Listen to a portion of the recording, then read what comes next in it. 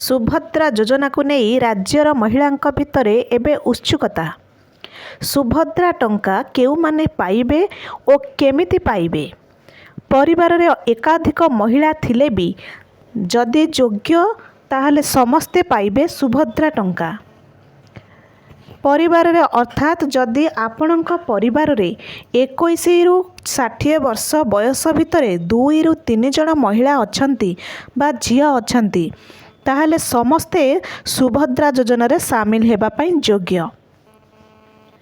ସେହିଭଳି ଏସ୍ଓପି ଅନୁଯାୟୀ ବୟସ 21ରୁ 60 ବର୍ଷ, ଯାହା ମୁଁ କହୁଥିଲି 21 ବର୍ଷରୁ କମ୍ ହୋଇନଥିବ କିମ୍ବା 60 ବର୍ଷରୁ ଅଧିକ ବି ହୋଇନଥିବା ଦରକାର।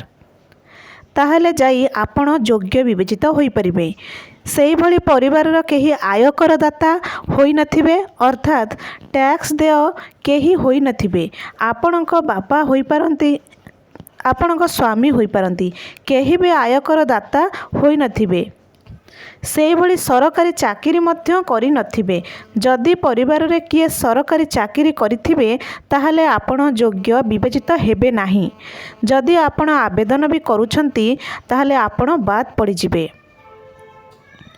ଅନ୍ୟପଟେ ଆଉ ଏକ ଗୁରୁତ୍ୱପୂର୍ଣ୍ଣ କଥା, ନିର୍ବାଚିତ ଜନପ୍ରତିନିଧି ମଧ୍ୟ ହୋଇନଥିବେ ଅର୍ଥାତ୍ ତୃଣମୂଳ ସ୍ତରରୁ ସାଂସଦ ପର୍ଯ୍ୟନ୍ତ ଆପଣଙ୍କ ପରିବାରରେ କେହି ହୋଇନଥିବା ଦରକାର।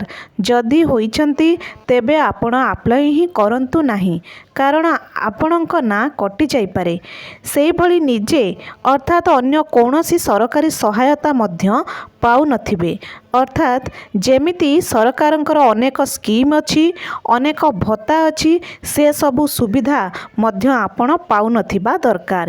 ଇଏ ମଧ୍ୟ ଏକ ଗୁରୁତ୍ୱପୂର୍ଣ୍ଣ କଥା।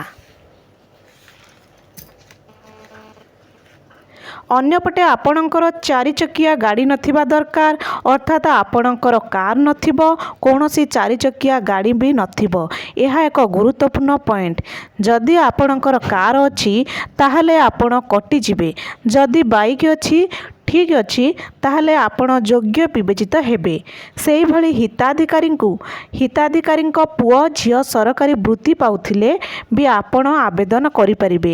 ଯଦି ଆପଣଙ୍କର ପୁଅ ଝିଅ ସ୍କୁଲରେ ପାଠ ପଢ଼ୁଛନ୍ତି, କୌଣସି ସ୍କଲାରସିପ୍ ପାଉଛନ୍ତି, କଲେଜରେ ପଢ଼ୁଛନ୍ତି, କୌଣସି ସ୍କଲାରସିପ୍ ମଧ୍ୟ ପାଉଛନ୍ତି, ତାହେଲେ ଆପଣ ଚିନ୍ତା କରିବା ଦରକାର ନାହିଁ।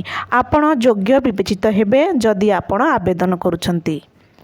ସେହିଭଳି ନିଜେ ଯଦି ସ୍କଲାରସିପ୍ ପାଉଛନ୍ତି ଅର୍ଥାତ୍ ଯଦି ଆପଣ ଛାତ୍ରୀ ଅଛନ୍ତି, ଆପଣ 21 ବର୍ଷରୁ ଅଧିକ କିନ୍ତୁ ସ୍କଲାରସିପ୍ ପାଇଲେ ମଧ୍ୟ ଆପଣ ଯଦି ଆପ୍ଲାଏ କରୁଛନ୍ତି ଆପଣ ସୁଭଦ୍ରା ଯୋଜନାର ଲାଭ ଉଠାଇପାରିବେ।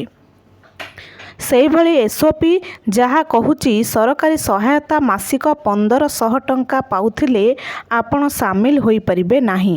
କିନ୍ତୁ ଯଦି ବିଧବା ଭତ୍ତା କିମ୍ବା ଦିବ୍ୟାଙ୍ଗ ଭତ୍ତା ପାଉଛନ୍ତି ତାହେଲେ ଆପଣ ଆବେଦନ କରି ସୁଭଦ୍ରା ଯୋଜନାର ଲାଭ ଉଠାଇପାରିବେ। କାରଣ ଯେଉଁମାନେ ବିଧବା ଭତ୍ତା କିମ୍ବା ଦିବ୍ୟାଙ୍ଗ ଭତ୍ତା ପାଉଛନ୍ତି ସେମାନଙ୍କ ପାଇଁ ରେଷ୍ଟ୍ରିକ୍ସନ୍ ନାହିଁ। ସେମାନେ ଏସବୁ ପାଉଥିଲେ ବି ପୁଣି ସୁଭଦ୍ରାର ଲାଭ ଉଠାଇପାରିବେ। ସେହିଭଳି ଇମ୍ପୋର୍ଟାଣ୍ଟ ତାରିଖ ଆପଣ ଦେଖନ୍ତୁ, 2024 ଜୁଲାଇ 1 ସୁଦ୍ଧା 21 ବର୍ଷରୁ କମ୍ କିମ୍ବା 60 ବର୍ଷରୁ ଅଧିକ ହୋଇନଥିବେ। ଏହି ତାରିଖକୁ ଭଲ ଭାବରେ ଦେଖନ୍ତୁ। 2024 ଜୁଲାଇ 1 ତାରିଖ ସୁଦ୍ଧା ଆପଣ 21 ବର୍ଷରୁ କମ୍ କିମ୍ବା 60 ବର୍ଷରୁ ଅଧିକ ହୋଇନଥିବେ, ତାହେଲେ ଆପଣ ଯୋଗ୍ୟ ହୋଇପାରିବେ। 21 ବର୍ଷରୁ କମ୍ ହେଲେ ଆପଣ ଯୋଗ୍ୟ ହୋଇପାରିବେ ନାହିଁ। ଯଦି 60 ବର୍ଷରୁ ଅଧିକ ତାହେଲେ ମଧ୍ୟ ଯୋଗ୍ୟ ହେବେ ନାହିଁ।